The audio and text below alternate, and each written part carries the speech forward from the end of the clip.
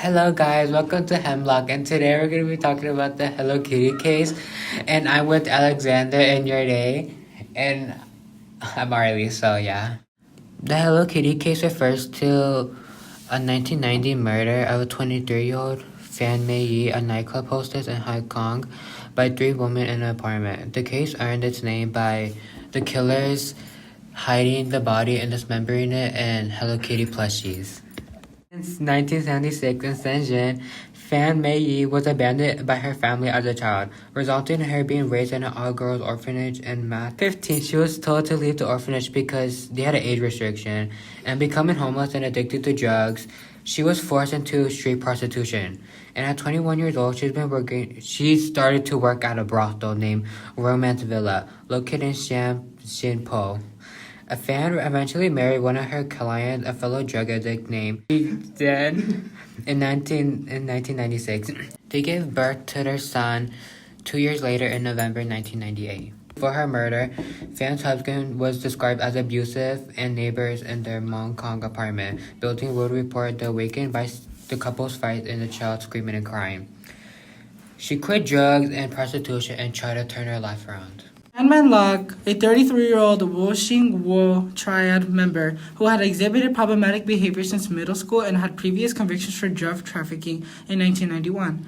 He was one of Fan's regular clients at the brothel. In early 1991, Fan stole Chan's wallet, which contained about 4,000 Hong Kong dollars, which is roughly $500 in the U.S.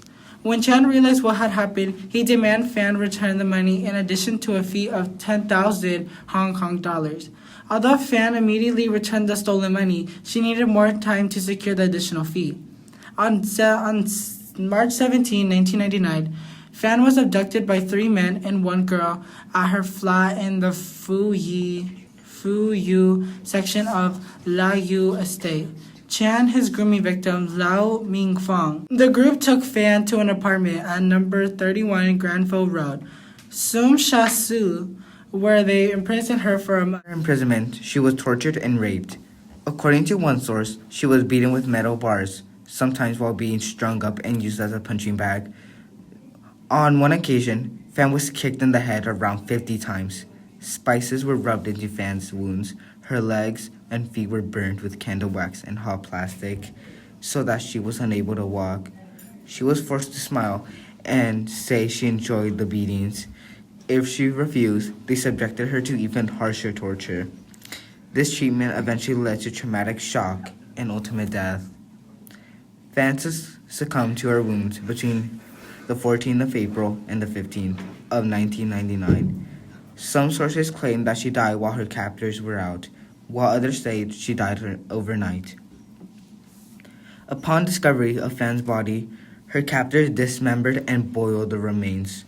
Her skull was sewed inside of a Hello Kitty doll filled with dead insects, while the rest of the body was discarded. Following the ordeal, the girl, Lau, started having nightmares of Fan's headless ghost every night at a girls' reform school, which led her to have a state of nervous breakdown. With the help of the school's social worker, she was taken to the nearest police station. Police officers were the first ones on the scene. They quickly found the body and placed it in a plastic bag. Her attackers were found and arrested.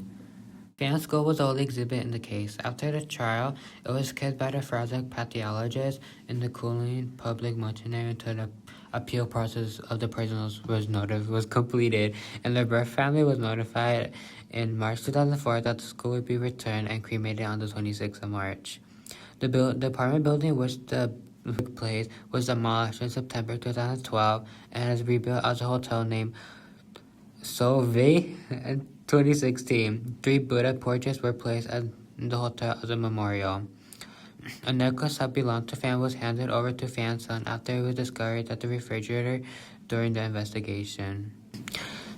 Ling Xing-cho, who managed to reduce his sentence to life to 18 years on appeal on March 2004, was released in April 2014. 8 years later, Ling was arrested and sentenced to jail once again for 12 months in 2022 for sexually assaulting a 10-year-old teenage girl.